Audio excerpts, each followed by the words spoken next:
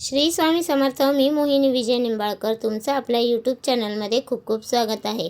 आजच्या व्हिडिओमध्ये आपण बघणार आहोत 19 मार्चला आला आहे गुढीपाडवा. त्यामुळे सकाळी आंघोळीच्या पूर्वी करा हा एक उपाय, माता लक्ष्मी होईल प्रसन्न. हिंदू नवीन वर्षाची सुरुवात ही चैत्र प्रतिपदेपासून म्हणजेच गुढीपाडव्यापासून होते. आपण गुढीपाडवा साजरा करतो. आपण वर्षभरात जो 3.5 मुहूर्त साजरा करतो त्यातील एक मुहूर्त म्हणजेच गुढीपाडवा. यावर्षी 19 मार्च म्हणजे गुरुवारी हा गुढीपाडवा आलेला आहे. नवीन वर्षाची सुरुवात असल्याने या दिवशी काही शुभ मंगल गोष्टी आपण अवश्य करा. कोणत्याही गोष्टीची सुरुवात शुभ आली की येणारे संपूर्ण वर्ष हे शुभ आणि आनंदमय जाते. येणारे संपूर्ण वर्ष आपले भरभराटीचे जाओ, आनंदमय जाओ असे वाटत असेल तर आपण गुढीपाडव्याला हा एक उपाय, अगदी छोटासा असा उपाय आपण नक्की करा. आपल्याला कुटुंबातील सर्वांनी हा उपाय केल्याने आपल्या कुटुंबातील सर्वांचे आरोग्य देखील चांगले राहील. तसेच आपल्याला प्रत्येक क्षेत्रात यश संपादन कराल.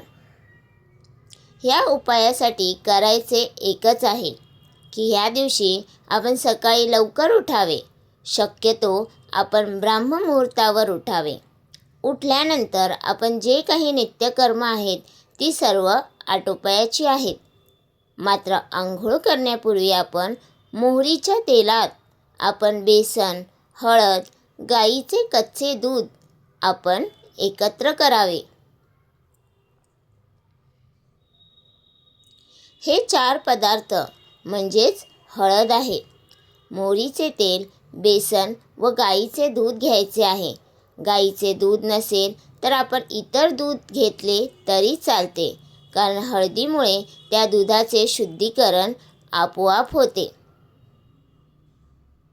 ह्या 4 गोष्टी आपण व्यवस्थित मिक्स करून आपण ह्याचे उटणे म्हणून आपल्या अंगावर ते लावायचे आहे.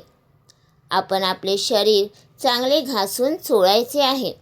अगदी दिवाळीत करतो उटण्याने आंघोळ तशा पद्धतीने आपण आंघोळ करायची आहे. आपण आंघोळीपूर्वी आंघोळीच्या पाण्यात आपण काही कडुनिंबाची पाने देखील आपण टाकू शकता. स्नान केल्यानंतर आपण आपल्या देवघरासमोर बसायचे आहे. ह्यानंतर आणखीन एक गोष्ट म्हणजे चैत्र प्रतिपदेपासून म्हणजे गुढीपाडव्यापासून चैत्र नवरात्रीला सुरुवात होत आहे. देवीच्या 9 रूपांची पूजा केली जाते. म्हणून तुमच्या देवघरामध्ये देवी दुर्गेचा फोटो असेल तर आणखीन चांगली गोष्ट आहे. जर मूर्ती किंवा फोटो नसेल तर तुम्ही काळजी करू नये. आपण केवळ फक्त एक दिवा आपण देवी दुर्गेच्या नावाने प्रज्वलित करायचा आहे.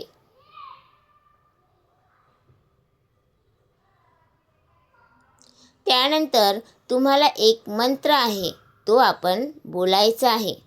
मंत्र असा आहे, ओम ह्रीं दुर्गाय नमः. ह्या मंत्राचा आपण 108 वेळा म्हणजेच 1 माळ जप करायचा आहे. ह्या चैत्र नवरात्रीत आपण देवी दुर्गेची उपासना केल्यास आपल्या घराची भरभराट होण्यापासून कोणी देखील रोखू शकणार नाही. कोणत्याही प्रकारचे दोष असू देत, कोणत्याही प्रकारच्या बाधा असू द्यात, देवीच्या कृपेने सर्व काही दूर होईल. आपण देवीला प्रार्थना करा. संपूर्ण वर्षभरात तुम्हाला जे काही मागणे आहे ते तुम्ही देवीकडे मागा. सोबतच तुम्हाला जेव्हा वेळ मिळेल तुम्ही दिवसभरात मनातल्या मनात या देवीच्या मंत्राचा जप अवश्य करावा. आणि सायंकाळी शक्य असल्यास दुर्गा सप्तशतीचा पाठ आपण अवश्य करा.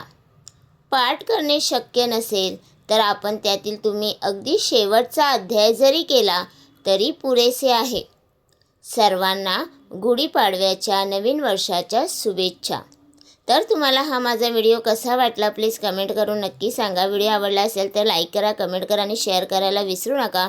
आणि तुम्ही अजूनपर्यंत आपल्या चॅनलला सबस्क्राईब केलं नसेल तर प्लीज जाऊन चॅनलला नक्की सबस्क्राईब करा. कारण आपल्या चॅनलवरती तुम्हाला आध्यात्मिक माहिती आणि स्वामी महाराजांचे व्हिडिओ बघायला भेटतात. ते भेटूया उद्या एका नवीन व्हिडिओसोबत. श्री स्वामी समर्थ.